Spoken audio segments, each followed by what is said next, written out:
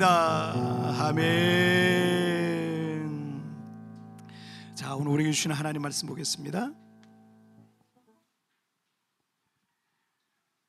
자, 오늘 우리에게 주시는 하나님 말씀은 여호수아 2장 1절부터 7절까지의 말씀.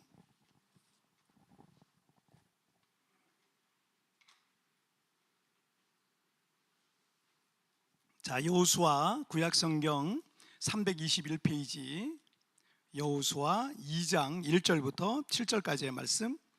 자, 우리 한 절씩 교독할 때 2장 1절 말씀 제가 먼저 봉독해 올리도록 하겠습니다. 눈의 아들 여호수아가 시팀에서 두 사람을 정탐꾼으로 보내며 이르되 가서 그 땅과 여리고를 엿보라 하매 그들이 가서 라합이라 하는 기생의 집에 들어가 거기서 유숙하더니 어떤 사람이 여리고 왕에게 말하여 이르되 보소서 이 밤에 이스라엘 자손 중에 몇 사람이 이 땅을 정탐하러 이리로 들어왔나요? 여리고 왕이 라합에게 사람을 보내어 이르되 내게로 와서 내 집에 들어간 그 사람들을 끌어내라. 그들은 이 온 땅을 정탐하러 왔느니라. 그 여인이 두 사람을 이미 숨긴지라. 왔는지 나는 알지 못하였고 그 사람들이 어두워 성문을 닫을 때쯤 되어 나갔으니 어디로 갔는지 내가 알지 못하나 급히 따라가라. 그리하면 그들을 따라잡으리라 하였으나 그가 이미 그들을 이끌고 지붕에 올라가서 그 지붕에 버려놓은 3대에 숨겼더라. 다 같이요. 그 사람들은 요단 나루터까지 그들을 쫓아갔고 그들을 뒤쫓는 자들이 나가자 곧 성문을 닫았더라. 아멘. 자, 오늘 말씀 제목 읽겠습니다. 시작. 도전정신. 다시 한번 시작. 도전정신. 그 1년에 한 번 우리 한국 필리핀에서 하는 우리 한국 유학생 집회가 이제 필리핀 코스타라 그러는데 이 필리핀 코스타가 마닐라에서 항상 이제 개최가 됩니다. 그래서 10월 말이나 11월 달에 우리가 학생들 데리고 항상 가는데 우리 이제 그 코스타를 마치고 이 세부에 이제 들어오기 전에 우리 학생들이랑 꼭 들르는 곳이 한 곳이 있는데 그 세계 그 당시 아시아에서 이게 세워질 때 한 20년 전에 세워졌거든요.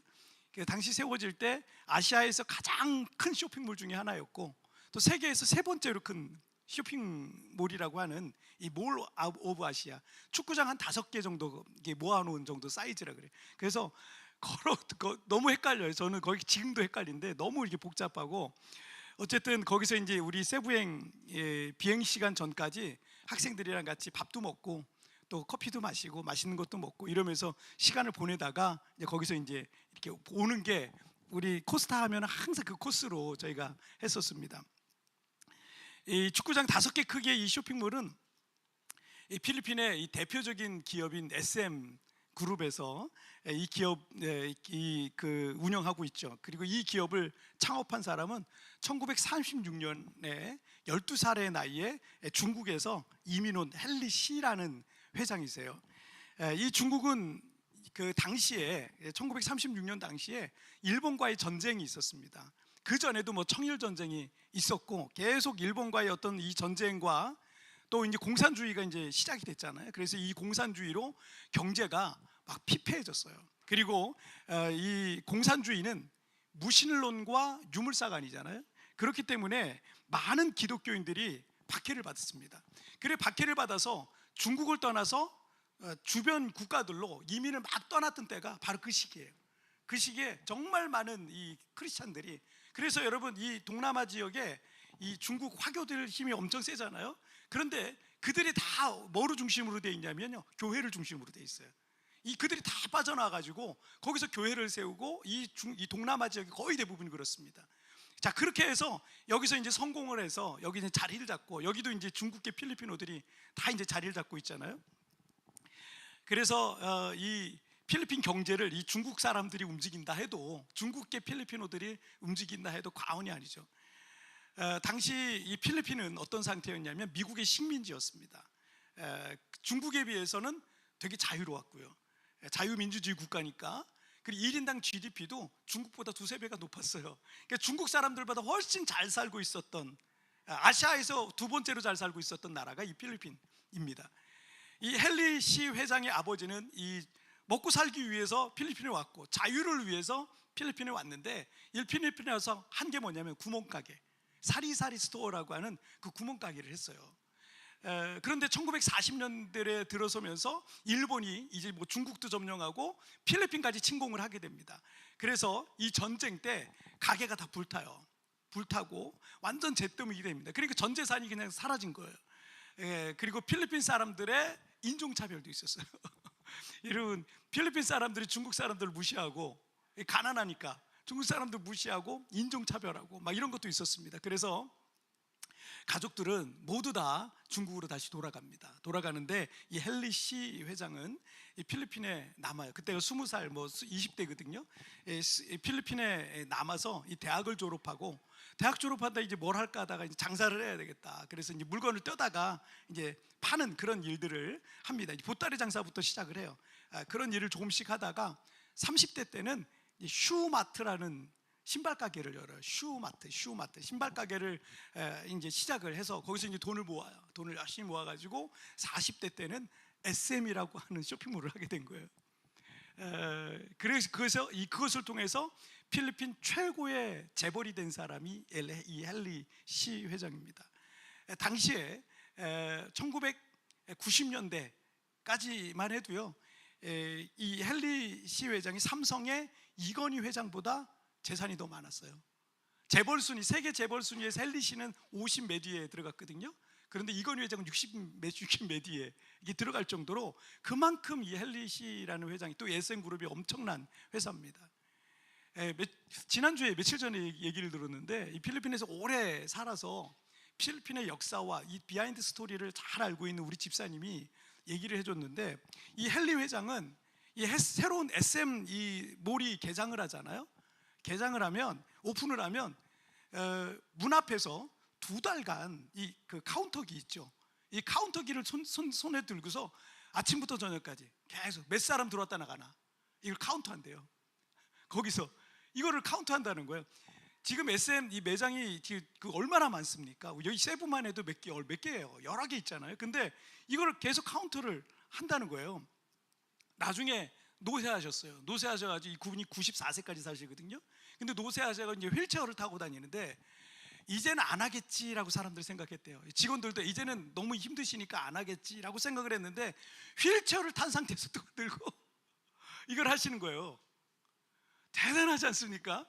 그 누워있기도 힘들고 누가 이렇게 다 섬김을 받기도 그럴 나이에, 그럴 연세에 똑같이 휠체어 탄 상태로 계속 아침부터 저녁까지 이거를 한다는 거예요. 여러분, 필리핀 넘버원 재벌은 그냥 된 게 아니에요. 그분이 어떻게 살았는지 보여주는 거죠. 헨리 씨 회장이 이런 말을 해요. 기회란 스스로 찾아내는 것이다. 기회란 스스로 찾아내는 것이다. 그런 사람도 있어요. 누가 대신해 주겠지, 누가 나 대신 뭐 찾아주겠지, 누가 밥 떠먹여 주겠지, 시간이 지나면 어떻게 성공하겠지, 이런 생각을 갖고 있는 사람이 있다면요, 제가 단언하는데 그런 정신을 갖고 있는 사람은요 절대로 성공하지 못해요. 그런 사람에게는 절대 좋은 기회도 오지 않을 겁니다. 헨리 회장이 휠체어를 탄 상태로 2달간 문 앞에서 이 카운트를 했다는 건요, 그가 평생에 어떤 자세와 어떤 가치를 가지고 그가 살아왔는지를 단적으로 보여주는 거예요. 우리는요, 하나님 앞에 남들하고 똑같은 시간을 받은 거예요. 그렇잖아요. 누구는 25시간을 사나요? 아니요, 똑같이 24시간을 살아요. 근데 똑같이 시간을 받았지만 2배, 3배 열심히 그 시간을 활용하고 열심히 살아왔다는 거예요. 어떤 SNS에 이 필리핀 사람인 것 같아요. 필리핀 사람인 것 같은, 좀 깨어있는 분인 것 같아요. 그분이 그런 얘기를 했더라고요. 중국인들이 왜 필리핀에 성공했냐, 이거에 대해서 자기가 이제 SNS에 글을 올린 거예요. 뭐라고 했냐면, 중국인들은 필리핀 사람보다 2배, 3배 열심히 일한다. 그래서 성공했다는 거예요. 여러분, 중국 사람들 어딜 가나 다 성공하잖아요. 그렇죠? 성공하는 사람들 많잖아요.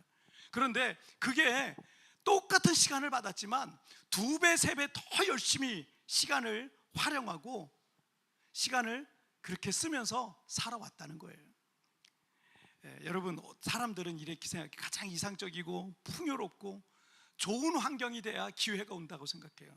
기회가 많을 거라고 생각해요. 하지만 여러분, 일본의 필리핀 침공으로 최악의 상황에서 헨리 씨는 이 땅에서 새로운 기회를 찾았던 거예요. 여러분, 최악의 상황이었어요. 그리고 필리핀 최대의 재벌이고 또 삼성의 이건희 회장보다 더 큰 재벌로 그가 이 최악의 상황에서 우뚝 섰던 거예요. 오늘은 2025년에 52주 중에 오늘 마지막 주일입니다. 우리가 한 해를 이렇게 마치지만 참 감사한 것은 우리에게 2026년이라는 52주의 새로운 기회를 받는다는 거예요. 너무 저는 그래서 아주 흥분이 됩니다. 왜냐하면 새로운 기회를 받잖아요. 52주 좀 엉망으로 살았어, 실패했어, 실수했어, 괜찮아, 다시 52주 줄게. 이게 얼마나 큰 복이에요. 이게 얼마나 큰 복입니까? 우리 믿음의 사람들은요, 남 탓하고 환경 탓하고 조건 탓하고 능력 탓하고 나이 탓하는 거, 그리고 조건과 환경을 절대 탓하지 않습니다. 나는 부족해도, 안 좋은 조건이어도, 열악한 환경이어도, 어떤 상황이 있어도 전능하시고 살아계신 하나님을 믿는 믿음으로 다시 도전하는 사람들이 믿음의 사람들인 겁니다. 자, 우리 첫 번째 주제부터 보실까요? 시작. 시작할 때 길이 열린다. 다시 한번 시작. 시작할 때 길이 열린다. 이 출애굽과 이 40년 광야 생활을 이끌었던 이스라엘 민족의 위대한 지도자인 모세가 죽고 후계자인 여호수아와 이스라엘 백성들은 이제 가나안 정복을 앞두고 있습니다. 그런데 요단강 동편의 시딤이라는 곳에 이스라엘 백성들은 진을 치고 있었는데, 얼마 전까지 몇 번의 전쟁을 경험하기는 했지만 이 백성들은요, 전쟁으로 훈련된 군사들은 아니었습니다. 하지만 이 가나안 땅에 이 여러 강대한 부족들은요, 수시로 전쟁을 일삼던 그런 전쟁의 민족들이었어요. 무기도 많고 무기도 다양하고 전략도 다양하고 그런 전쟁의 민족들이었어요. 과거 40년 전 출애굽 1세대들이 출애굽해서 12정탐꾼이 가나안 땅을 정탐한 뒤에 직접 목격한 정탐꾼들뿐만 아니라 모든 백성들이 그 정탐 보고를 듣고 공포에 떨었어요. 얼마나 그들이 무시무시한 민족이고 족속인지 그걸 보고 와서 공포에 떨었어요. 모두가.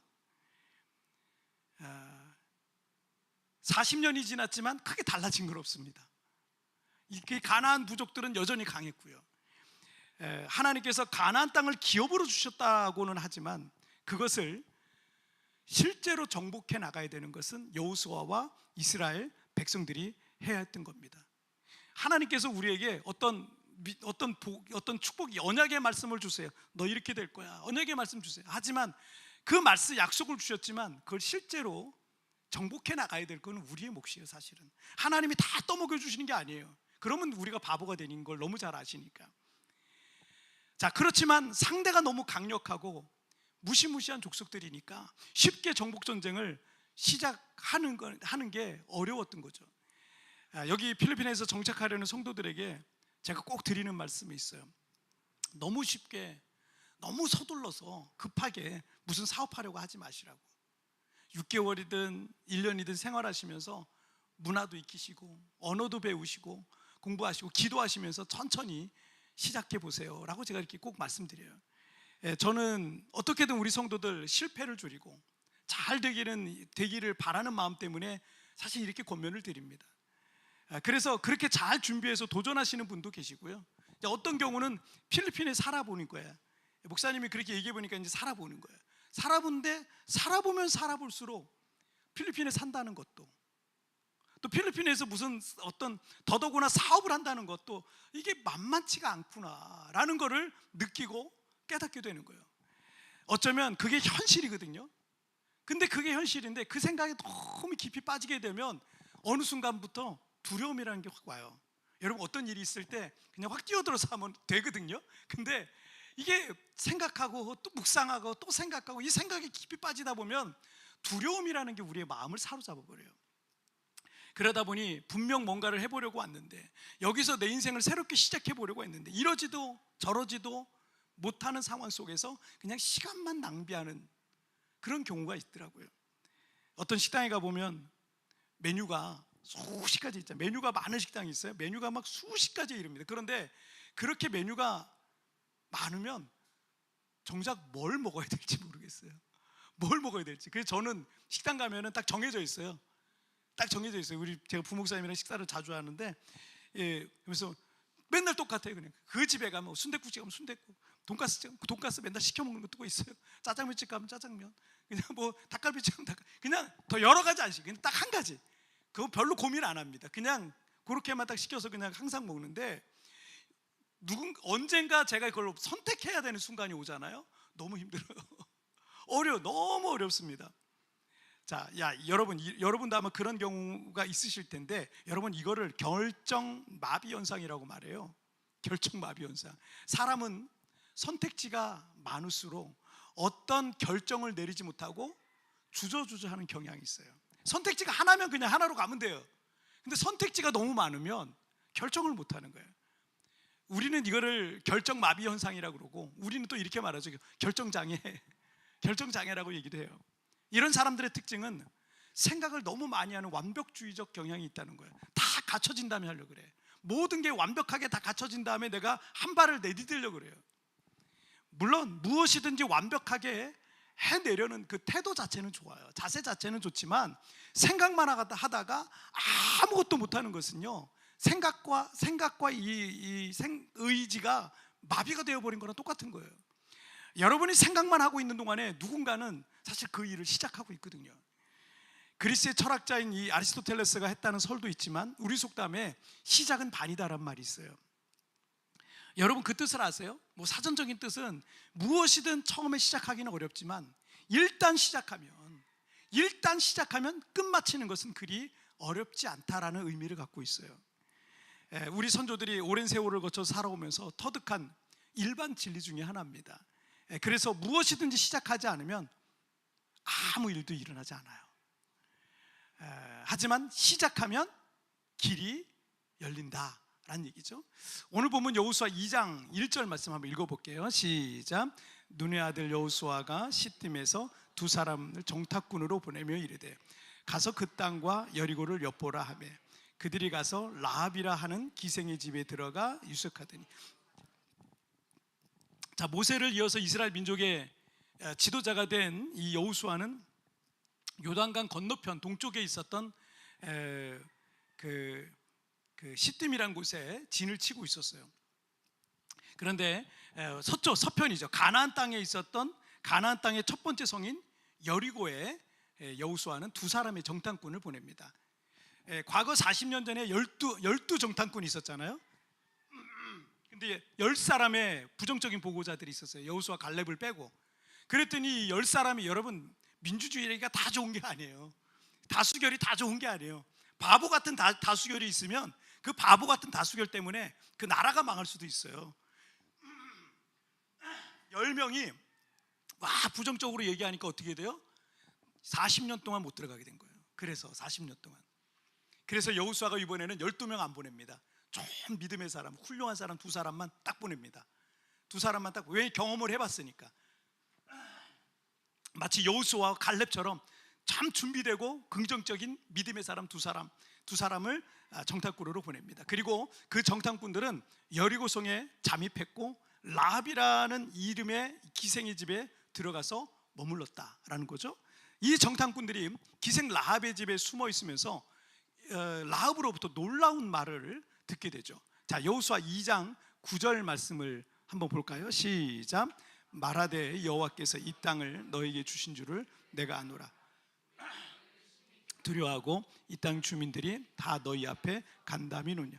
자, 그 다음에 이어서 11절 말씀도 보실게요. 시작. 우리가 듣자 곧 마음이 녹았고 너희로 말미암아 사람이 정신을 잃었나니 너희 하나님 여호와는 위로는 하늘에서도 아래는 땅에서도 하나님이시니라. 놀랍게도 여리고 사람들은 이스라엘의 하나님이 얼마나 위대한 분이신지 알고 있었고, 그분이 얼마나 놀라운 일들과 기적들을 행하셨는지를 너무나도 잘 알고 있었습니다.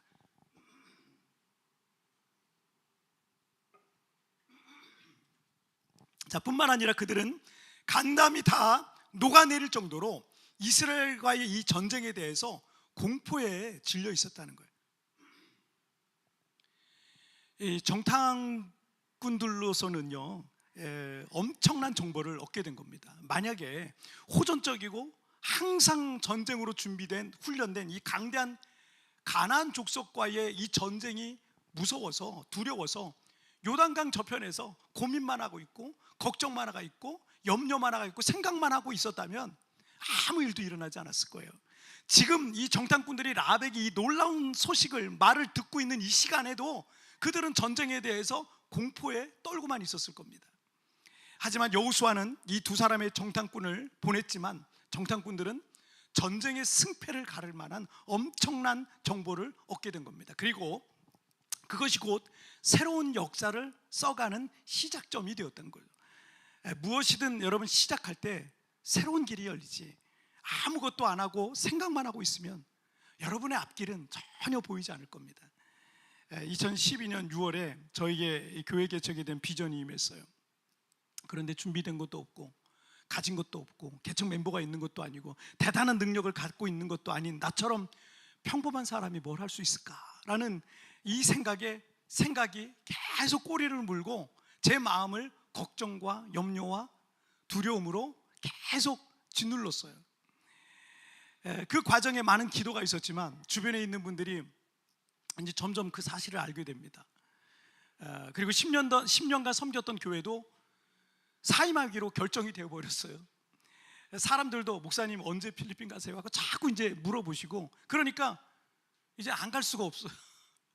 안 갈 수가 없는 거고, 그리고 하루하루 시간이 흐르더니 제가 이삿짐을 싸고 있고 필리핀에 이삿짐을 보내고, 저와 우리 자녀들은 2013년 2월 19일에 필리핀에 들어왔고, 첫 주일은 세부 옆에 있는 이 가모테스 섬에 가서 현지인 교회 가서 예배를 드렸는데, 갔다 와서 두 번째 주일 예배를 드려야 되겠는데 갈 교회가 없는 거예요. 갈 만한 교회가 마땅치 않은 거예요. 또 제가 교회 개척하러 왔는데 다른 한인교회 가서 예배 드리기가 좀 그렇더라고요. 그래서 갈 교회가 없는 거예요. 그래서 어쩔 수 없이 우리 집 거실에서 세부 광명교회 첫 예배를 드리면서 우리 교회 개척의 역사가 그렇게 시작이 된 거예요. 여기에 뭐 대단한 이야기가 있는 게 아닙니다. 그냥 들어온 지 2주 만에 단지 시작했더니 세부 광명교회가 탄생했어요. 그리고 성도들이 조금씩 모이기 시작했고, 매주 예배와 매일 기도가 드려질 이 교회 건물도 우리가 2주 만에 얻게 됩니다. 그리고 하나님께서 우리에게 주신 이 비전과 사명을 어느 순간 보니까 이루어가고 있더라는 거예요. 베드로가 풍랑이를 걸어오시던 예수님을 보고선 자신도 물 위를 걷고 싶었는데 예수님께서 오라 그렇게 말씀하시니까 베드로가 배 밖으로 발을 내밀어 물 위에 발을 놓는 순간, 여러분, 인류 최초의 물 위를 걷는 사람이 된 거예요. 예수님을 빼고. 시작하지 않으면 아무 일도 일어나지 않지만, 시작하면 여러분들이 물 위를 걷는 주인공이 될 수도 있는 것입니다. 여러분, 생각만 하지 마시고 무엇이든 시작하세요. 길이 보이지, 그러면 여러분 무엇이든 시작하면 길이 보이기 시작하고 또 하나님께서 여러분의 길을 열어주시는 것을 보게 될 줄 믿습니다. 자, 우리 두 번째 주제 보실게요. 시작. 순종이 믿음의 삶이다. 다시 한번 시작. 순종이 믿음의 삶이다. 자, 이스라엘의 정탐꾼들이 라합의 집에 숨어들었다는 첩보가 여리고 왕에게 전해졌습니다. 여리고 왕은 라합의 집에 군사들을 보내서 이스라엘의 정탐꾼들을 끌어내라고 명령을 합니다. 4절과 5절 말씀 보실게요. 시작. 그 여인이 그 두 사람을 이미 숨긴지라 이르되 과연 그 사람들이 내게 왔었으나 그들이 어디에서 왔는지 나는 알지 못하였고 그 사람들이 어두워 성문을 닫을 때쯤 되어 나갔으니 어디로 갔는지 내가 알지 못하나 급히 따라가라 그리하면 그들을 따라잡으리라 하였으나. 자, 라합은 정탐꾼들을 지붕에 숨겨두고 왕이 보낸 군사들에겐 그들이 정탐꾼인지 어디에서 온 사람들인지는 모르겠고, 어쨌든 그들이 초저녁쯤에 성을 빠져나갔으니까 빨리 한번 따라가면 잡을 수 있을 것이다 라고 사실 거짓말을 했어요, 라합이. 요한복음 8장 44절에 보면 거짓의 아비는 누구다? 마귀다. 거짓의 아비는 마귀다. 십계명의 9계명에서도 거짓말을 하지 말라라고 말씀하셨어요. 그래서 그리스도인들은 거짓말을 하면 안 되죠. 모든 거짓은 마귀로부터 오는 거니까. 거짓말하면 안 되죠. 그런데 야고보서 2장 25절 말씀 읽어볼게요. 시작. 또 이와 같이 기생 라합이 사자들을 접대하여 다른 길로 나가게 할 때 행함으로 의롭다 하심을 받은 것이 아니랴. 야고보서의 말씀에서는 라합의 행위가 의롭다 하심을 받은 의로운 행위였다라고 말씀하고 있어요. 놀랍지 않습니까? 거짓말이었잖아요. 히브리서 11장 31절 말씀 보실게요. 시작. 믿음으로 기생 라합은 정탐꾼을 평안히 영접하였으므로 순종하지 아니한 자와 함께 멸망하지 아니하였도다. 히브리서의 말씀은 라합의 그 행위가 믿음으로 한 행위였다라고 증언하고 있습니다. 그래서 라합이 거짓말을 해가면서까지 정탐꾼으로 숨겨진 이 부분이 사실은 학자들 간에 논쟁이 있어요. 어쨌든 거짓말은 죄니까 거짓말은 잘못된 거다라고 말하고 사람이 있어요. 또 어떤 사람들은 거짓말 자체는 죄지만 동기가 선하기 때문에 용서되는 거다라고 말하는 사람들도 있습니다. 이 두 주장을 가리켜서 보통 사람들은 하얀 거짓말, 선의의 거짓말이라고 말하기도 합니다. 그렇다면 여러분, 동기가 선하면 정말 거짓말은 해도 되는 걸까요? 여러분 어떻게 생각하세요? 동기가 선하면 거짓말을 해도 되는 걸까요? 이런 의문이 우리 들 수 있잖아요. 그래서 사실은 이 부분은 우리 목사님들이나 신학자들도 해석하기가 좀 까다로운 그 난해 구절 중에 하나예요.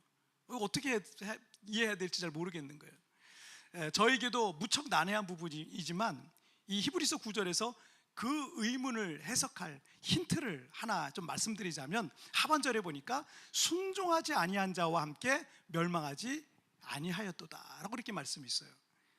이 구절에서 우리가 두 가지를 생각해 봐야 돼요. 여러분 잘 마음에 담아 두세요. 두 가지예요. 첫째는 뭐냐면 참과 거짓의 기준은 무엇인가? 참과 거짓의 기준은 누구인가? 라는 것을 우리가 생각해 봐야 돼요. 일반적으로 도덕과 윤리적인 기준이 그 기준이 될 수 있지만, 여러분 도덕과 윤리라는 건요, 시대와 또 사회와 문화에 따라서 그 도덕과 윤리의 기준이 다르기도 하고 바뀌기도 하기 때문에 절대적 기준이 될 수가 없는 거예요. 여러분 3,000년 전에 4,000년 전에 형제들 간에도 결혼이 가능했었어요. 형제들 간에도. 이게 말이 안 되잖아요. 지금 끔찍하잖아요. 지금 생각하면 안 되잖아요. 여러분 시대와 사회와 문화에 따라서 그게 도덕적 기준이, 윤리적 기준이 바뀔 수 있다라는 거예요. 그렇기 때문에 여러분 절대적 기준이라는 건요 바뀌지 말아야 되는 거예요. 그죠? 바뀌면 절대적 기준이 아니에요. 진리가 아니기 때문에 자꾸 바뀌는 거예요.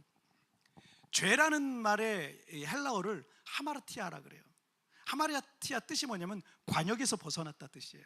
무슨 관역에서 벗어났냐면 인간이 하나님의 뜻에서 벗어난 것을 죄라고 말하는 거예요. 그렇다면 참과 거짓의 유일한 기준은 윤리와 도덕이 아니에요. 뭐다? 하나님이세요.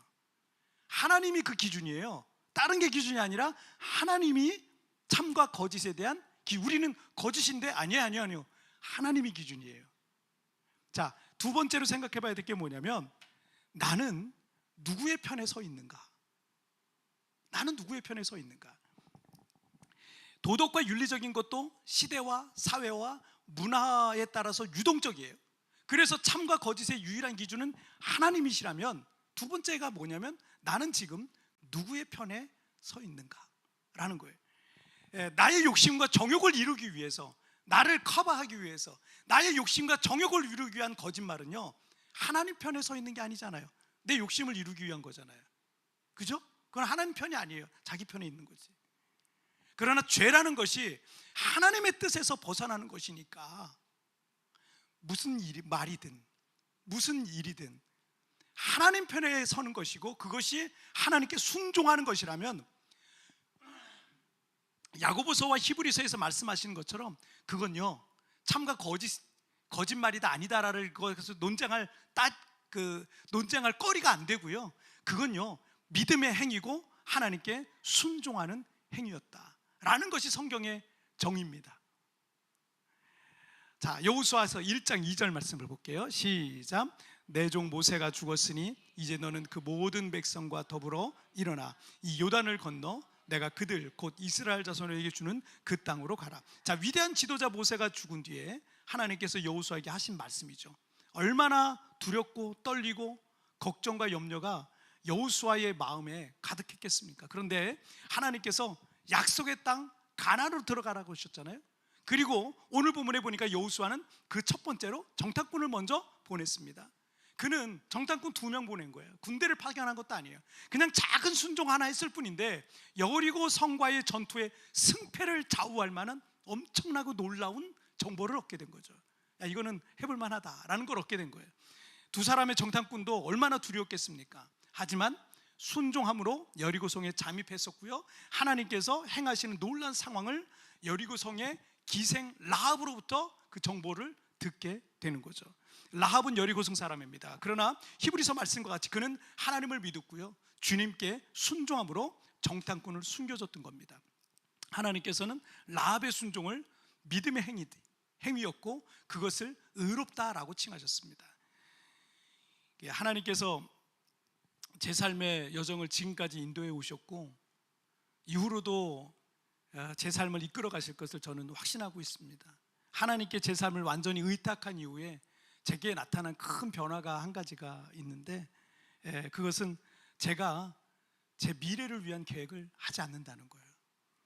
어떤 사람은 저에게 꿈도 비전도 없는 사람이라고 이렇게 말할지도 몰라요. 하지만 저는 저를 그렇게 봐도 나는 상관이 없어요. 왜냐하면 나는 나의 남은 생을 주님의 종으로, 하나님의 종으로 살기로 결정했기 때문입니다. 종은 생각을 많이 할 필요가 없어요. 종은 주인이 시키는 일을 하면 됩니다. 주님의 말씀에 순종하는 게 종의 일이에요. 그리고 최선을 다해서 주님의 뜻을 이루어서 많은 열매를 맺기를 바라는 것이 주님의 종인 저의 꿈이고 저의 비전인 거예요. 예수 그리스도께서 하나님의 아들이시지만 종의 모습으로 이 땅에 오셨고 또 아버지의 뜻에 따라 십자가에 달려 죽기까지 순종하셨기 때문에 온 인류의 구원이 임했던 것입니다. 내가 주님의 뜻에 순종하면 하나님의 뜻이 나를 통해서 우리의 가정에 또 우리 교회에 더 나아가서 이 사회와 나라 민족 가운데 나타나게 되는 것입니다. 여러분, 순종하는 게 진짜 믿음이에요. 순종하는 게 참된 믿음인 줄 믿으시길 바랍니다. 자, 오늘 2가지 주제 한번 읽겠습니다. 시작할 때 길이 열린다. 순종이 믿음의 삶이다. 다시 한번 시작. 예, 그렇습니다. 여러분, 우리가 삶을 살아가는 거는 계속 사실은 도전의 연속이에요.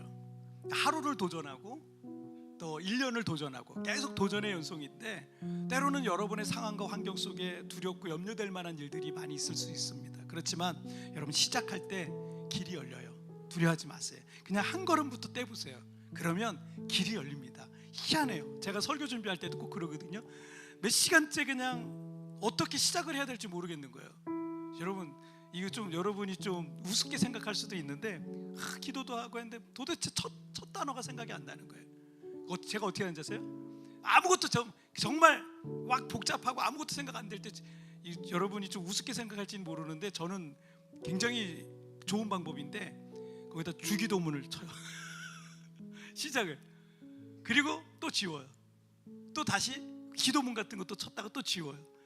여러분, 이렇게 하다가 어느 순간 되면요 단어가 탁 떠오르고 어떻게 시작해야 될지 알게 되고 이런 경우들이 있더라고요. 여러분, 아무것도 안 하면 그냥 3시간 4시간 계속 그냥 진공 상태처럼 그럴 때가 있는데 뭐라도 하잖아요. 그러면 하나님이 길을 열어주세요. 길을 보여주세요. 여러분, 시작해보세요. 하나님이 여러분의 길을 열어주시고 보여주실 줄 믿습니다. 그리고 믿음으로 순종하세요. 거기에 하나님 역사